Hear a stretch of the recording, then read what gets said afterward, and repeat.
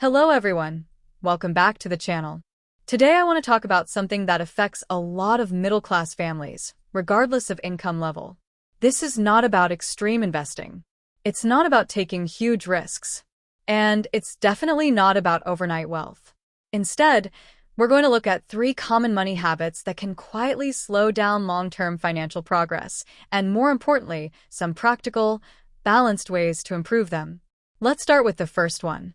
Habit number 1, playing too much defense. Many people are very responsible with money. They avoid debt. They build savings. They keep cash in the bank. That's a good thing. But sometimes, we become so focused on protecting money that we never allow it to grow. For example, keeping most savings in a checking account long term, waiting for the perfect time to invest, avoiding the market entirely because it feels risky. Now, let me be very clear. Caution is not wrong. You absolutely need an emergency fund. You should never invest money you might need in the short term. The issue isn't caution. The issue is permanent hesitation. Over long periods of time, diversified markets, like those tracked by the S&P 500, have historically grown despite short-term volatility. That doesn't guarantee future returns. Markets fluctuate. Losses are possible. But for long-term investors with a 10-plus year time horizon, participating in diversified growth assets has historically been one of the primary drivers of wealth building. A practical approach that works for many people. Build 3 to 6 months of emergency savings. Pay off high-interest debt. Then invest consistently in diversified, low-cost index funds. Use dollar cost averaging to reduce timing stress. The goal is balance. Protect your downside, but don't permanently sideline your capital. Habit number 2, lifestyle inflation without intention. The second habit affects almost everyone at some point. As income gradually increases, expenses increase automatically. A raise turns into a nicer apartment, a car upgrade, more subscriptions, higher monthly commitments. There's nothing wrong with improving your quality of life. That's part of why we work hard. The challenge happens when every income increase is fully absorbed by higher fixed expenses. When that happens, your savings rate stays flat, your investment contributions don't grow, and your net worth growth depends entirely on future raises. One practical framework is this.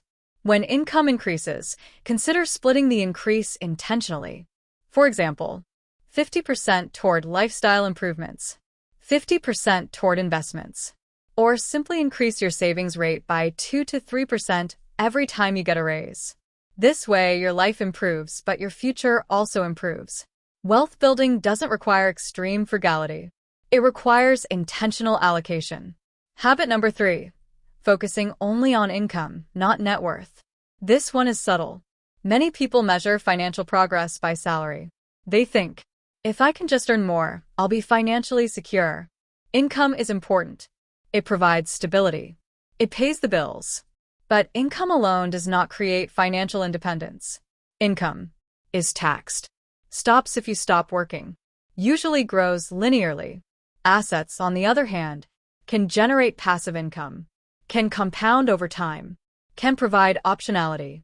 That's why tracking net worth, even once per quarter, can shift your mindset. Instead of asking, how much did I earn this year? You start asking, how much did my assets grow?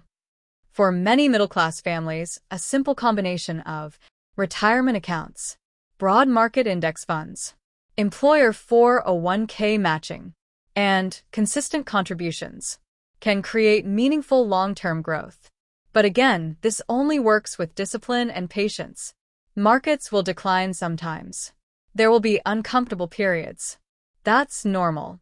Long-term investing requires emotional stability as much as financial knowledge. Bringing it all together. So, let's summarize. 3 habits that can quietly slow wealth building. Playing too much defense and never letting money grow. Letting lifestyle expenses rise automatically. Measuring success by income instead of net worth. And the solution isn't aggression. It's balance. Protect yourself first. Eliminate high-interest debt. Invest consistently in diversified assets.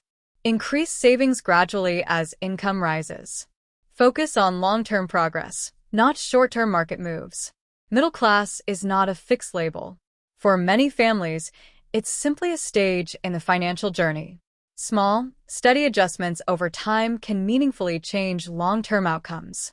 If you found this helpful, let me know which habit resonated most with you in the comments. And if you enjoy thoughtful, long-term investing discussions like this, consider subscribing. Thanks for watching, and I'll see you in the next video.